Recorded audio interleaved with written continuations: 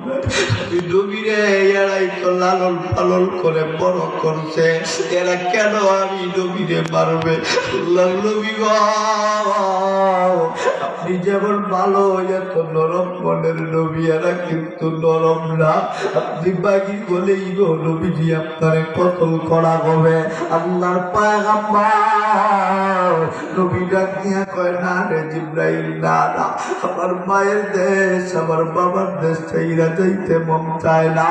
এবার সবাই জিবরাইল ডাক দিয়া বলে, নবী গো, আমার আল্লাহ রাব্বুল আলামিন সিদ্ধান্ত দিয়েছেন, আজকে যদি আপনি হিজরত করে চলে যান, আমার আল্লাহ ইসলামের বিজয়ী দান করবে, আপনার উম্মতের নাজাতের ফয়সালা করে দিবে।